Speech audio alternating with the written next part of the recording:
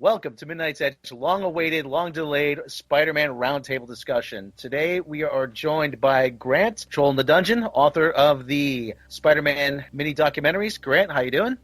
Absolutely fantastic. Nice to be aboard. Finally recording this. We're also joined by BeyondDaBliz. He is the editor of the Spider-Man mini-documentaries, which all of you should be watching. Beyond, how's it going? How's it going? Well, I'm glad to be here, Rob. Glad to be here. We're also joined by the mastermind behind Midnight's Edge, Andre. Hey everyone, how's it going? And I am, of course, your narrator supreme, as Andre likes to call me, Rob. Glad everyone could join us today. And we're going to be discussing things Spider-Man in the Marvel Cinematic Universe. Let's just take it from where we all stand on the Spider-Man franchise. We'll go around. We'll give us our impressions of what we like about it, what we dislike, our general take on it. We'll start with Grant. What are your thoughts on the Spider-Man franchise? Spider-Man was basically my gateway into comic books, more or less. My passion has always just generally been Star Wars, but I've always kind of had, this sort of affinity for comic books ever since being introduced, because they remind me a lot of Star Wars in terms of the conventions that are used and that sort of thing. In general, I am very passionate about this sort of stuff, and I am very glad to have heard that this whole thing with Marvel has worked out. We don't know for how long, but that's for way later. But there's a lot to discuss here, and I was very glad to cover this stuff, and I was very glad that Midnight's Edge could host this video material, because otherwise this would have just gone unnoticed in, some weird little corner of the internet. So thank you very much, guys, for bringing these videos to life. You're most welcome. Beyond your thoughts on the Spider-Man and the Spider-Man cinematic universe as relates to Marvel. Well, I can say this. I remember growing up as Spider-Man. I got introduced to him through the 2002 movie as a kid, and I really enjoyed it a lot. I thought it was a great, fun movie, and that really introduced Spider-Man to a whole new generation, because movies is one of those things that it's accessible to everybody. So that's how I got introduced. Of course, I saw some of the animated series as well, too, and, I followed him as the Raimi trilogy went on, for better or for worse. He's really an accessible character everyone can enjoy, especially, teenagers and adolescents, because it's, about a guy who gets powers, and he has to have the responsibility of still going to high school, and everyone can relate to that. Spider-Man definitely is someone who's close to my heart. Across the globe, everyone pretty much knows who he is, so very culturally significant character from the comic books, for sure. Andre, your thoughts? My first introduction to Spider-Man was actually the live-action series made in 1978. Of course, I didn't see it in 1978, but I saw reruns on satellite in the mid to late 80s. And that was my first introduction to Spider-Man. And then I became a fan of the character by way of the comics. From 1991 to 1993, I was a regular reading of Spider-Man comics, and then they were cancelled in Norway, and I still haven't gotten over that. But anyway, so yeah, that was my introduction to the character by the way of the comic, and then the first Spider-Man movie by Sam Raimi in 2000. That was the first movie where I followed a movie's production. That was the first movie I was aware of coming a year before it came. And you had this website. It was called Spider-Man Hype. It would later move in or morph into superhero hype. But at the time, it was Spider-Man Hype. And I would check that every single day. And I couldn't believe a Spider-Man movie was coming. And I have literally never been as hyped by any movie before or since as that first Spider-Man movie, because that was something I never thought I would see, and there it was. So yeah, I loved the first Spider-Man movie, I loved the second one even more, and then it went all down the drain from there. So yeah. But thankfully now Marvel has the rights back, at least temporarily, and it's gonna make everything good again. Hopefully. So yeah, excited for the future of Spider-Man, at least until 2019, then we'll see. As for me, I'm not sure when I first became aware of the character, and this is going to make me sound like the oldest guy here, probably because I am, but I remember back in the mid-70s, when I was just a wee lad, I would watch Channel 5 here in the New York area, would rerun the old Spider-Man animated series from the 60s. Spider-Man was just always kind of there. Of course, you had Batman, you had Superman, but Spidey was actually, like you said, the more accessible hero, because he was a teenager, he was going to school, he had to deal with real kind of world problems. There's this great bit of wisdom that Stan Lee always said, that no matter how bad your life is, Peter Parker's life is always worse. So you could always look at Peter Parker, what he's going through, you know what, things aren't so bad, really. Like I said, it's always been there. In the 80s, I collected the comics. Actually, the first time I heard about a Spider-Man movie was maybe 1986. It broke in the publication Marvel Age that they used to put out. I don't know if you guys remember that. And they broke news of a Spider-Man movie was in the works, and that was the one you alluded to that time in one of the Midnight Edge videos. They actually made an ad for, even though they didn't really have anyone available at the time. Exactly, yeah. A live-action spectacular. based on the comics by Stan Lee. Yeah, that was the movie they were referencing. Next, going into unused Spider-Man pitches was the James Cameron treatment that allegedly he wrote a brilliant script. I say allegedly because I've never read it, for a company called Coralco. I remember the first hearing about this when he was on Howard Stern doing publicity for Titanic and saying how he wanted Leonardo DiCaprio to play Peter Parker. I can't picture Leonardo DiCaprio as Peter Parker. Can any of you guys envision that, or is it just me? I mean, No. I'm struggling more with Schwarzenegger as Dr. Octopus. yeah, and Nikki Cox is Mary Jane. I feel like if you were talking about 90s Leonardo DiCaprio, I could see him doing it. The biggest problem I have with Leonardo DiCaprio is all I see is Leonardo DiCaprio. That's always been my biggest problem with him. I don't know about the rest of you, but I can't picture him as Peter Parker. So, Andre, what's your take on the James Cameron treatment? Would you like to see that? I would have liked to seen it just for fun. Like, I know some things in it apparently dealt with puberty, and there were like some... Yeah, there was like this extended metaphor for webbing being synonymous with, I'll let you fill in the blanks, but yeah, that was the big one. Exactly. Now, Peter, stop webbing or else you'll go blind.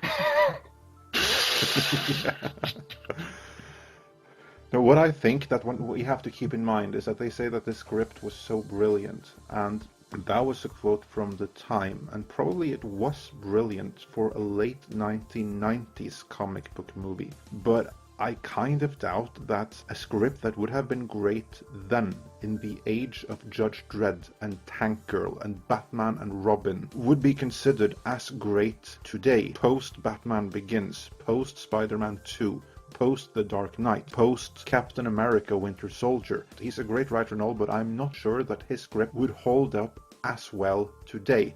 And if we were to read it now, maybe we'd find it disappointing. This brings us to the Sam Raimi trilogy. Grant, your thoughts on the Sam Raimi trilogy?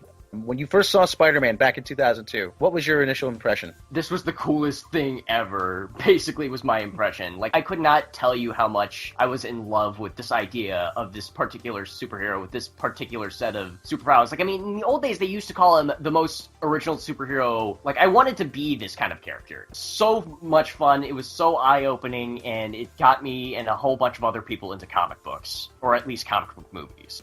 For the time that Sam Raimi's Spider-Man came out, because we understand this came out in the early 2000s, it was a very groundbreaking film because of what it did technically, what it did story and narratively structured, what it did financially, and also with the whole brand recognition. It really brought comic book movies into the mainstream. I would say even more so than what Bryan Singer's X-Men did in 2000. Yeah, I agree with that. X-Men opened the door a little bit. Spider-Man blew it wide open. Let's just put things into context.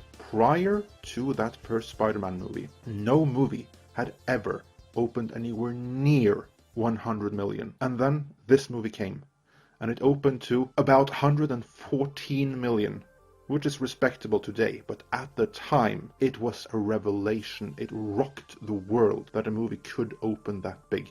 And of course, that's because it was the right movie at the right time. This was in 2002. This was the movie that America needed following 9/11, and it was a great movie for the whole world. Like, we were still having like this thing, we're all New Yorkers, and here then came a movie which was New York personified. Not only that, to me as a Spider-Man fan of a comic book fan, it was the movie I had always wanted. As I said earlier, I had never looked forward to a movie the way I looked forward to that. And I wasn't disappointed. I absolutely loved every second of it. Apart from two things. I hated the raised webbing, and I hated the Green Goblin costume, which I felt then, and I feel to this day, is such a wasted opportunity. But apart from that, fantastic movie in every way. The only bad thing about the first movie was when I saw it back in 2002, there were like 4 or 5 people behind me who would just not shut the hell up. My experience seeing the first movie is forever tainted by that. But the second movie is actually the definitive Spider-Man movie because it pulls in all the other elements. It has that charm that you see in the comics. And there's that scene on the train. It is one of the best superhero scenes where he stops the train from going off the tracks and they bring him, he's unconscious. This guy looks down at him and he's just a kid. He's no older than my son. Anybody could be Spider-Man. Brings home the everyman aspect of it for me. The pitch for Spider-Man 4, that never happened. Would you have liked to seen the Spider-Man form that Raimi was pitching, guys? We'll start with Grant. The only thing from it that I would have wanted to see was the concept that they had, like there was a montage that they had planned, or like Spider-Man would fight off like a couple of his B-list villains, like the Shocker and Mysterio and such in rapid succession. That was the only part, like, of the entire pitch that I have seen from Spider-Man 4 that actually felt like it was from a Sam Raimi. The rest seemed like it was just misguided, like, it kind of had more in common with, say, like, Daredevil, except with none of what made Daredevil engaging, or none of what made Spider-Man engaging. Vulture-S was just kind of a dumb idea to begin with, but the idea of there being like this marriage-ending affair between her and Mary Jane, and that just leading to the ending of Spider-Man quitting a second time. You already told that story, and then no, you don't make your hero an adulterer. This is not a Spider-Man story. This is a mess. That pitch was a disaster. On that note, I also think that Spider-Man 3 should never have been made. It would probably have been better if Raimi had left after Spider-Man 2. Then he had told the stories that, for one thing, he wanted to tell, and that he was allowed to tell with no interference. And if he wanted to tell the Sandman story, I'm sorry, I disagree. That's not the story that should have been told. That just went back, and it kind of destroyed the first movie retroactively. I would have preferred if Sam Raimi was replaced as director for Spider-Man 3, and someone else with fresh new ideas could come in and carry on his work in his style in a manner that he no longer was able to. I'm of the opinion that there was a time that Sony was considering, like, maybe we should split this movie into two parts and, like, have this be Spider-Man 3 and Spider-Man 4. They could have made that movie just a resolution of the whole Green Goblin subplot and then have Sandman in there, and they could have tweaked that storyline a bit. I don't think they necessarily had to make it tied to Uncle Ben, and I felt like, yeah, that was a mistake from a creative standpoint. That did mess with the mojo. But that would have made a better movie, too, I think. I feel like the symbiote could have worked if they had used it to set the movie up. Like, that to have a angstier, broodier Peter Parker. That served the movie. What did not serve the movie was shoehorning Venom into the last 30 minutes. How it should have ended would have been a kind of cliffhanger sort of thing, where they resolve everything with Peter, and then you see this guy go into mass, and he's, like, clearly out of whack, and then the symbiote gets on him. Bam! That's your tease for Spider-Man 4. And then you would have been able to develop a movie with Spider-Man going against Venom. But, of course, Avi Arad can't manage a franchise for shit, so that never happened. You know, I was thinking in my head, too, if they would have ended the movie in that church scene, that would have been perfect. And then you probably would have had more Spider-Man movies because it would have been more success. I think would have been able to wrap everything up with a Sinister Six plot like they kind of wanted to do, at least on paper. Then that would be right time to go about trying to reboot Spider-Man into the MCU, because then that would be this giant shared universe that's making gazillions of dollars. But that's not what they did. They went with a reboot that was essentially a remake. It was a pretty bad remake, too, at that. Like, I know, like, Andre and I share the sentiment that we don't like The Amazing Spider-Man, right? Is that correct? That is correct. Okay, good. Absolutely hate it. I think that movie is a mess. I know some people like it. I don't understand how you can, because I think it's a poorly edited, poorly put together, poorly made movie. On top of that, it's visually ugly. I hate the color palette. Instead of using primary colors and bright colors like Raimi movies did, it uses tertiary colors, and it looks like shit. And I have another problem with it too. I think that in 5 years from now, 10 years from now, both this Raimi movies and the Andrew Garfield Amazing Spider-Man movies are going to be dated. But I think these Raimi movies will hold up better, because they were made to be timeless. The Amazing Spider-Man is 2012 in everything. In the fashion, in the clothes, in the music, everything just screams 2012. It is so locked into a very specific point in history. Hashtag NBD. To me, the first one just felt like a really dumbed down B-grade remake. There were some things I like Gwen Stacy was good, but other than that, the movie just felt very like, oh, we got to do this to keep the rights. And I think it turned out okay. Not great, but it was all right. Yeah, that's all it was, rights grab. I liked the movie in the theater. Like, it was like, it's acceptable. And then when I rewatched it, I'm like, this is not all that what I remembered it to be. Yeah. Like, I mean, I didn't think it was bad. I just was not necessarily passionate about it in the same way I was passionate about the other ones, or even some of the more recent comic book movies. Like, I'm passionate about Captain America: The First Avenger. Like, even though I know, like, it's not necessarily anyone's favorite Marvel movie, I just like the way it looks, and I like one of my favorites. watching that again, like, I really, really liked that when I watched it again, whereas Spider-Man, I was just kind of like, it's okay. For me, that's kind of the worst thing that you can have for a super movie, is just coming out of it thinking it's okay. Yeah, when a movie is just kind of there, that's always a problem for me. That's the same kind of problem I had with X-Men Apocalypse, is like, I was just kind of like, that was a movie. Yeah.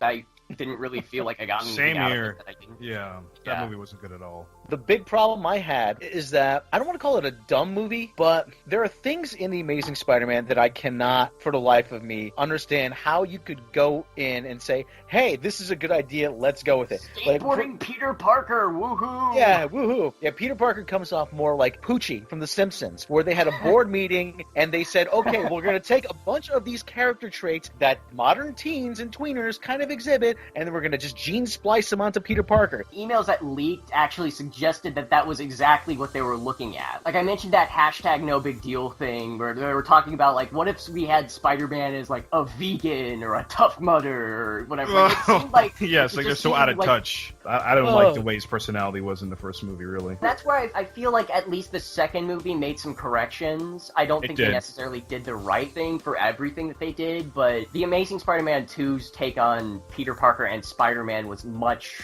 better the second time around. And I can't really necessarily say that about the rest of the movie. I'll say I probably had more fun in the theater than I did watching it. The more I've thought about it since, like, the more there's stuff that really does not make any sense. I don't like Andrew Garfield as Peter Parker. Never have, never will. But in The Amazing Spider-Man 2, when he was in costume, to me, that was Spider-Man done right. That was pretty good. I actually enjoyed the dubstep. It was amusing. It wasn't good, but it was amusing. That's kind of ironic. I liked it too, but it was another thing where it felt like, we're doing this because we got to be hip with the kids. And when I think about it, I like The Amazing Spider-Man 2 as a music video. It's just like that one scene. The rest of it can get bent. And it has the worst villain I have ever seen. Like Dane DeHaan's take on Green Goblin. Oh my god, what a joke! Like, I thought that he was good. He looks a good Harry Osborn. But he looks like a meth addict. As soon as he, like, got inflicted with the con blood from Star Trek Into Darkness, like, that was kind of where it went downhill. He was just goofy as fuck. I don't know what happened. He was like, I'm gonna get you, Peter. I know what happened. Yeah. Like, to me, when I saw him the first time, I was like thinking one thing. I was like thinking, oh my god, that's Beavis merged with Butthead on a flying skateboard. I was seriously just waiting for him to scream, I am Cornholio! Like, someone should make a fan edit where they add that in. Like, he's standing there and he's screaming, I am Cornholio, give me TP. Hey, Peter, I'm gonna toss your girlfriend off a bridge. Okay, I will give them credit that I felt like the Gwen Stacy scene, even though that was rushed as shit, I felt like the execution of it was fairly powerful. I would say it was the best part of that movie. I feel like from what I've seen with Mark Webb as a director, I really like his stuff, but I'm not necessarily sure he was the best pick. But I do think, like, he was able to handle, like, some of the personal stuff. Obviously not the whole stuff about Peter being a stalker or anything like that, but I kind of chalk that up to lazy writing. I have to respectfully disagree. I know that many people praise the emotional and the romantic scenes and how they were all great and so stellar and yada yada yada. I disagree. I thought they were garbage. I thought they were completely uninteresting. They didn't captivate me at all. I almost fell asleep in them. There was no real emotion. Yeah, they had real chemistry and all, but they were just so slow and so awkward and just painful and boring, and I was like almost watching my clock, like, just get on with it, move on to the next dubstep scene.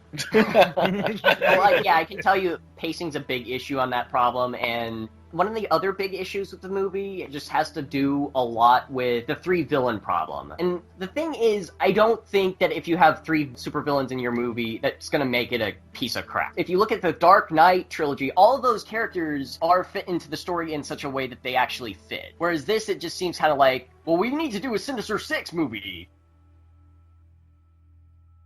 Guys, let me put this question to you. Who the hell cares about the Sinister Six? Not I! The entire concept of the Sinister Six, as they were setting it up, was that it was going to be the Green Goblin's task force. And it's like, if you're trying to have like this whole anti-heroic team, like it doesn't work if you have your lead character be a guy who threw your girlfriend off a bridge and killed her. You just can't have a protagonist that people will resonate with if he just committed one of the most harrowing acts of comic book villaindom. Only way would be to like reattach the original Green Goblin deceased man's head back on him and mix him with Silver Mane or something and get us a cyborg Green Goblin. But that's a shit idea too, so it's like, the hell were they thinking? Norman Osborn's head is frozen in a jar in the deleted scenes from The Amazing Spider-Man 2. You guys catch that? Wait, are you serious? I did not know that. They're not on the disc, but this was something that they filmed, because there is a behind-the-scenes image of Chris Cooper's head in a jar. Wow, that is stupid. That is... Yeah. I know! Yeah, because like I didn't make up the thing about the head and Silver Mane. That's really there. I mean, that was originally going to be like the post-credit scene of The Amazing Spider-Man 2, but the thing was they decided, let's get this thing to work out with X-Men. Because like the whole thing was Fox was originally going to need Mark Webb for another movie, and then they were like, okay, if you do this, then we'll let him off the hook for now. So that's where that happened, and that ended up being smart to move on Fox's part, because then they got to advertise their much better 2014 superhero movie. And confuse shitloads of fans in the process. Speaking of underdeveloped ideas, the one underdeveloped idea that I would have liked to see from this aborted Amazing Spider-Man shared universe was the 2099 movie. That could have been pretty good. I think that could have been, at least, if nothing else, visually stunning. The script could have been as terrible as some of the ideas they were pitching. Like, I'd just like to clarify real quick, no, Aunt May, the super spy, was never an idea. At least nothing from this email suggests that. I kept seeing so many people joke about it. Right. Like, I mean, the only time I saw it mentioned in the leaked Sony emails when I was doing a bunch of this research was there was a mention by one of the executives who said, where did this ridiculous rumor come from? Like, come on. I have no idea, but how would that even work? This can't be real. And thank God it wasn't. Aunt May, agent of S.H.I.E.L.D. Now, what I wasn't crazy about was the concepts that they had for Sinister Six, which was basically just everything in the kitchen sink. They were going to do the Sinister Six plus Black Cat plus the symbiotes. I mean, not just Venom, but Venom and Carnage. Then they were also going to set up Mary Jane, and it just seemed like they were doing way too much for one sequel to conceivably. Oh, yeah. Seems like they're going to use Sinister Six as a focus group, see what people react to, and say, okay, this is what we make a movie out of next. Yeah, like, let's do a Sandman movie. Yeah, the kids will really see that. All right, so the good news is that we're getting Spider-Man for at least 6 movies of Spider-Man in the MCU. While Homecoming doesn't necessarily look like the greatest Spider-Man movie ever made, it does at least look recognizably like this is a Spider-Man movie. I think there's a lot that's going for it. I don't think the ads have necessarily been the greatest that they've ever put out. No, they are the ones made by Sony, because Disney had no... I've learned that later, since I did my own take on them, that Sony is handling the marketing. So that's the marketing powerhouse of Sony. So there you have the reason for the contrast between the Disney-made trailers and the Sony-made trailers. And you see that very clearly with the reception to the Spider-Man trailers and, for instance, the Thor Ragnarok trailer. Which is interesting considering that Thor is kind of like, I don't know, it's one of the least popular of the Marvel franchises that they're currently running with. But I feel like they knocked it out of the park with that trailer, whereas the new Spider-Man trailer, I was kind of like, I like both the trailers, but I wasn't in love with them. I think Spider-Man Homecoming has the best chance of making $1 billion, or at least getting close to it. You have Tom Holland, and of course Civil War also helped. I really feel there's a lot of hype and buzz around the film. I think the first trailer, I really enjoyed it. It was like John Hughes-esque type of vibe to it. I love the music. The music was perfect. The second trailer, and Andre covered this too on his video that he talked about the difference between the Thor Ragnarok and the Spider-Man Homecoming 2 trailer, where it felt like it was a Sony trailer, where it's like, okay, we're going to show you the entire movie, we're going to show you the entire plot, and we're just going to have it so conventional where it doesn't feel like a Spider-Man film. It just feels like beat after beat after beat after beat, where that's a problem for me. And I remember seeing Guardians of the Galaxy 2, which I enjoyed, by the way, but nevertheless, I remember seeing the previews for that movie coming out and see the second trailer. I didn't see the audience respond to it as much. Like, I remember they had the Thor Ragnarok and the Spider-Man trailer both in the same window period before the movie actually started, and more people were responding very much more positively to the Thor Ragnarok trailer than they were the Spider-Man trailer number 2, which is a little bit concerning to me. Do you think it has anything to do with the success of the Avengers movies? Yeah, I can see that. Oh, definitely.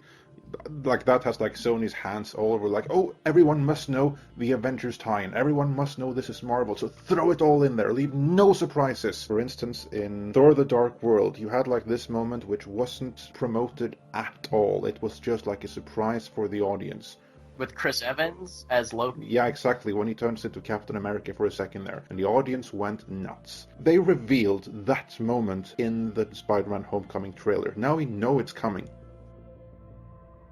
I wanted to talk a little bit about like some of the other stuff that I have learned since I wrote the mini documentaries. There was a rumor going around at the time that there was like this whole little email outline. This was a fake email. This was not part of the actual email dump that stated that they had plans for making Sinister Six a two-parter or Amazing Spider-Man 4 a two-parter, and then doing Spider-Man versus the Amazing Spider-Man as a movie. Like, this was not real. This is just something someone came up with in their spare time, and they tried to pass it off as real at the time that all these emails were leaking. And then the other things was, I was explicitly told by Reddit leaker 23456, he was making the whole thing up, like how he was talking about the mini meeting lasting for 40 minutes and that sort of thing. Looking at some of his other stuff, he was talking about, like, I don't know if it was Nat Wolff was going to do it, but he made some stuff up on the way that was not remotely true. Just clarifying. The other thing, I don't know about Joss Evans 123. It doesn't necessarily sound like the information holds up, but I did feel like this information was worth sharing. This might have given us some insight into what might have happened, even if it ultimately didn't pan out as it was supposed to.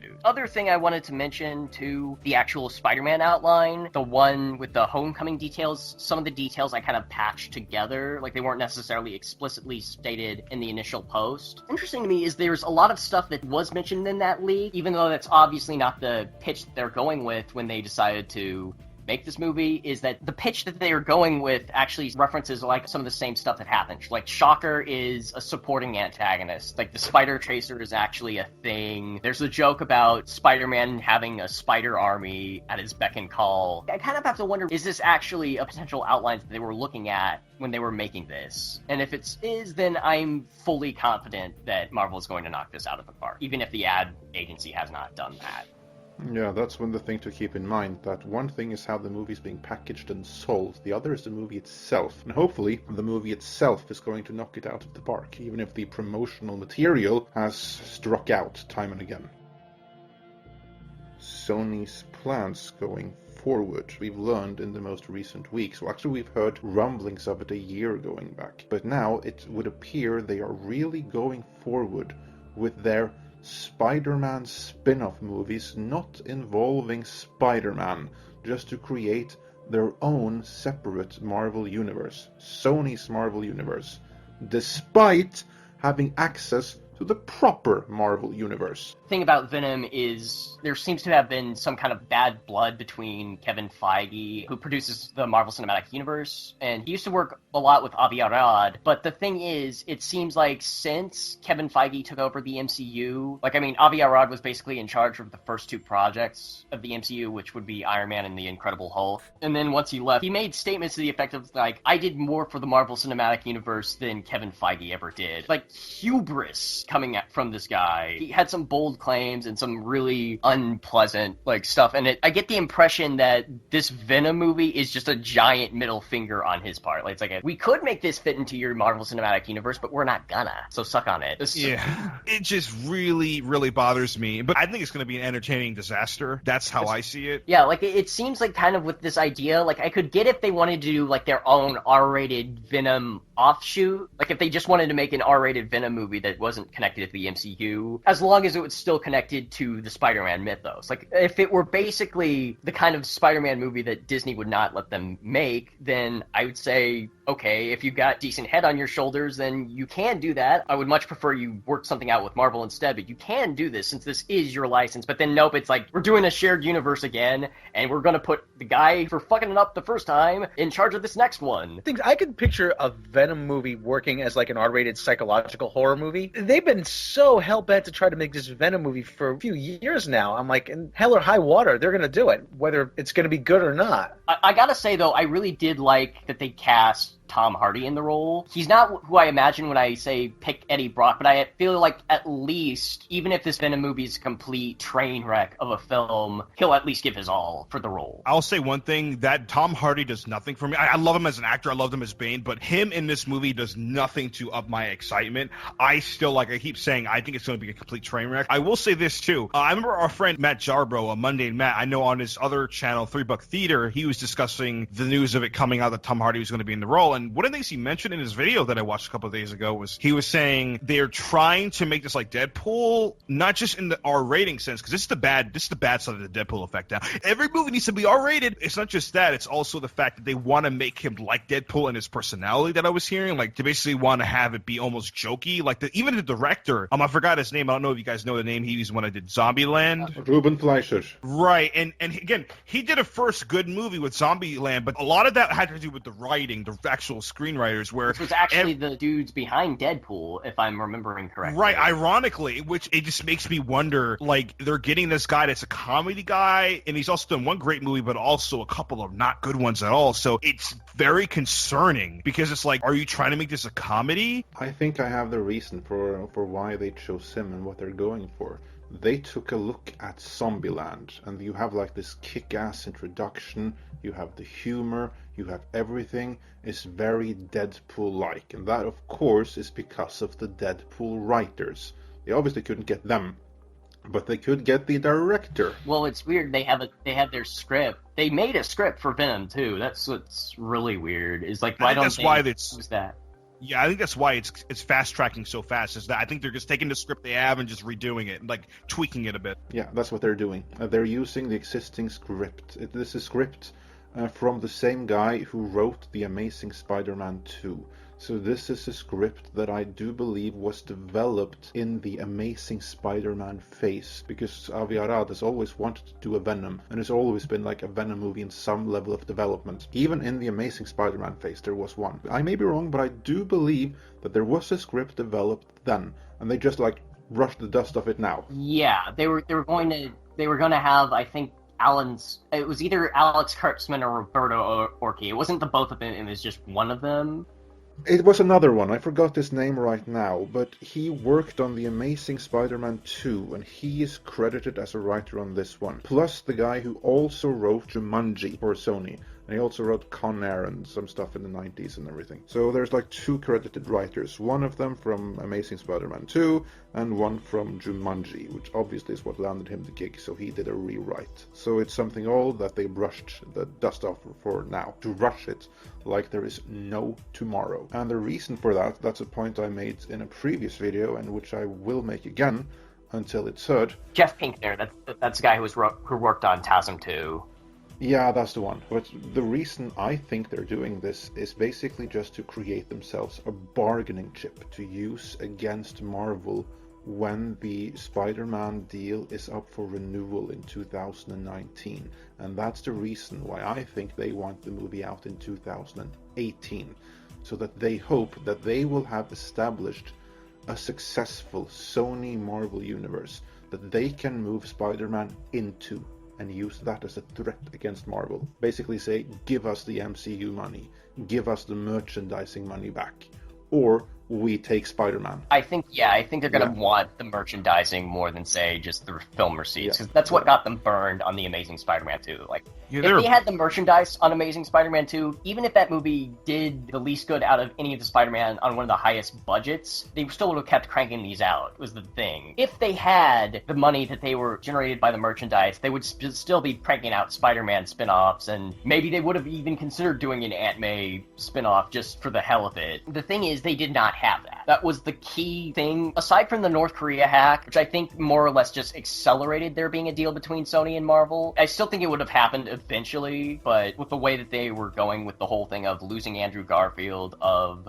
not having any idea of what they were going to do with subsequent movies and so on and so forth, I really think that deal would have happened we wouldn't have gotten Spider-Man in Civil War, but we would have gotten him in the Avengers, I think. I'll say one thing. You mentioned something interesting, too, and I want to take it back a little bit to what Andrew was saying about the whole using that as leverage to get more money from Marvel. I think that's definitely a factor, because, again, this is all coming from greed and arrogance from Sony. So usually what happens is that when they're in a state of not having the edge, they become very desperate to want to gain some ground, and I think that's very much true there, but I think, again, I really think this is going to blow up in their face. And I remember Amy Pascal was pretty much saying, oh, this may not happen after the contract ends. And I think what they're setting up is what they want to do is they want to be like, okay, Marvel, here's what's going to happen. If you don't give us this, we're going to put Tom Holland Spider-Man back into our own little pocket universe that we have of him as a safety net. And just throw him in there and not even mention any of the Avengers or any of the MCU anymore. Which I think to this point would actually be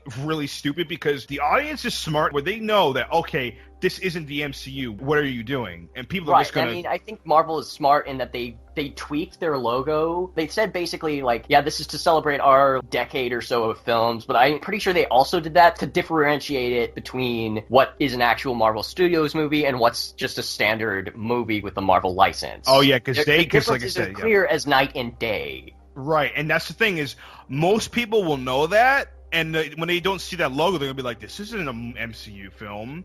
I mean, you'll have some people that think it's all the same, but most people are going to be like, okay, that's not, what's Tom doing here? That's a big reason why Fantastic Four Stick flopped. Like, they pushed it more as being a Marvel movie than a Fox movie, which is what it really was, and it still tanked. Like, the fans that they needed to attract their attention to, they all wanted it to go back to Marvel, and they weren't really able to convince newer audiences to, hey, maybe we should give this a shot, and the movie being a huge steaming pile of diarrhea didn't help matters at all for the box office. One of the worst superhero films, one of the biggest disasters ever in superhero movie history. The funny thing about Fantastic Four Stick was that the fans were actively campaigning against it. I get the feeling that Venom might be hit with the Fantastic Four Stick effect, at least to some degree. I don't think it'll be hit nearly as badly as Fantastic Four Stick, but at the same time, I don't really see there being a demand for it. Like, there are a lot of fans of Fox Marvel who like Fox's approach to the movie, and they basically, the entire fandom up to Fantastic Four Stick's pre-release was more or less, yeah, they're gonna show Marvel how they really make a comic book movie. Oh no, they didn't. That was just kind of the idea, was that it was going to be like this fresh, interesting alternative with this brilliant young director, and then instead they screwed everything up and they just got egg on their face. There's also the Miles Morales animated movie, which, unlike Venom and Black Cat Silver Sable, which I don't think makes any sense for them to make that movie at this stage. It made sense for the TASM they were trying to do, but I don't think it makes sense as a standalone, even though they're trying to do another shared universe. I don't think it makes any sense at all if you're not going to have Spider-Man in it. Who knows Silver Sable? Nobody. And when you mention Black Cat, people are going to be like, do you mean Catwoman from Batman? Like, no one knows these characters except for people like us, and that's it. Right, and then Venom has a better chance. Like us aren't really excited for those movies. Like, I mean, if they were in the MCU, we would at least be cautiously optimistic, I think. However, there is one standalone project that Sony is working on that I actually do think might make a good movie, and that's the animated Miles Morales Ultimate Spider-Man film. And the reason for that is they're not making this with the shared universe model in mind. The thing with Miles Morales, as far as I can tell from his characterization, is that he is an Elseworlds character. Like, he is a what-if type scenario that would not really be easy to pull off in a shared universe format like the one that Marvel has successfully done. Because the thing is, you could have introduced him as the MCU's version of Spider-Man. The problem would be then most people wouldn't know, who is Miles Morales? Who is this guy? Like, they're not going to be engaged with them as the same way that they would be engaged with Peter Parker. And the thing about Miles Morales' story, as far as I've been able to tell, is a lot of it has to do with him being a legacy character. Him living up to filling in the big shoes that Peter Parker left when he died in the Ultimate Marvel Universe. If you got rid of that and you just had him in there for the sake of just having diversity, I felt like that would be a huge disservice to his character. The approach they're doing, like, they said that the design looks like Alex Ross, which I'm like, Alex Ross is a god among comic book illustrators. He's amazing. Yeah, if they make the movie look like that, I am there on day one. I think that Sony has every right to try and make this particular thing like a spin-off franchise. I don't think it'll necessarily make the same kind of money, obviously. The end result will be better than whatever comes of Venom, Black Cat, and Silver Sable. Most likely, if the box office predictions for Miles, I say, especially because it's animated, probably make about $400 million overall, which is pretty decent if they keep the budget low. One of the theories I do have that's kind of offhand is that I wouldn't be surprised if, like, maybe this thing is kind of like a safety net where it's like, well, if Miles worked and it's a success, I could see them fitting him into the live action Sony Spider-Man less verse that they're doing, where they're just going to say, oh, let's just introduce him there and have him, all of a sudden he's live action because everyone already knows, and just the first movie was animated. I wouldn't be surprised if they would do something like that. That's definitely a possibility, at least for me. Well, I think the target date for the Miles Morales movie is Christmas of 2018. I could see this working. Personally, I am not a fan of Miles Morales. He just seemed like this really kind of mopey kid. I'm like, you're not doing a good job of selling me on this. I don't know if the character's changed now, but I got sucked in by the hype. They're killing Peter Parker, there's going to be a new Spider-Man. He first said, I don't want these powers. And like, if that was me, I'd be like, this is fucking awesome. You kidding me? I'm going to try to do something with these. This is going to sound bad. I call Miles Morales the Trevor Noah of the Marvel Universe. He has his fans, but he's never going to be as good as the last guy who had the job. That's what my take on him. I can respect that, yeah. I need to see more, because just reading about it, I have no idea how this is going to work. And like I said, I'm already not a fan of his, so for me, it's going to be a tough sell. The reason I'm personally excited about the movie is mainly who's writing it, and that is Lord and Miller, who did the Lego movie. They have a lot of good ideas. They're very fun directors, and I would love to see what they would bring to the superhero genre. I'm looking forward to it because of that, most of all. Yeah. I agree with that. This animation is like the one that I may be mildly excited for, and I certainly don't mind. That's like what Sony should have done with both Venom and Silver Sable and everything. Do it all in animation. You can do whatever you want there. Just be more careful with the live action. And I mean, yeah, plus it's like, aside from the corporate boardrooms movie that's coming out late in July, the emoji, that's gonna lose them a lot of money. Yeah. I will at least say it looks visually neat. Okay, now here's a question, though. Is Miles Morales, is there any chance of this being traditional 2D animation, or do you think it's going to go completely CG? No, it's CG. One last thought is, basically, Miles Morales is the only thing that's going to be successful for them. Marvel knows what it's doing, while Sony is just chicken with its head cut off. More or less. I'm not panicking. Marvel is playing like quadruple 3D chess, while Sony can't even get tic-tac-toe down. So that's just kind of how I see it. And those are some excellent final words. Grant, where can people find you online? Mentioned previously, I am very active on Star Wars Newsnet, being just our outlet where we just regularly report Star Wars news of all kinds, and Cantina just being the board where we discuss that stuff, plus other things related to Star Wars. And then I also got an internship for Heroic Hollywood, which I am currently in the middle of. I'd actually like to thank you guys again. Putting these videos out, I think, is part of the reason why I got the internship, so thank you very much. BeyondDaBliz, where can people find you? All right, you guys, you can find me at youtube.com/BeyondDaBliz. I also have a gaming channel as well at Beyond the Gamer. I'm also on Twitter, Twitch, and a few other social media sites. You can all find them on my About page on YouTube. So yeah, that's where you can find me, and I'm happy to be here, guys. It's really exciting to be on my first roundtable discussion with Midnight's Edge. It's been a lot of fun. Won't be the last. Rob, where can people find you? You can find me on Twitter at Robot Shlomo. I'm the only Robot Shlomo on Twitter. You can also find me on YouTube at Robot Shlomo. And you'll find me right here at Midnight's Edge. If you like this video, then please hit that subscribe button. Due to recent changes made by YouTube, we also encourage all of our subscribers, both new and old, to please hit that bell icon next to the subscribe button as well, so you will be notified when new videos are uploaded. Be sure to check back for news and analysis of the happenings and corporate politics behind the scenes of your favorite genre movies, as well as explorations of your favorite characters and their backgrounds and context here at Midnight's Edge.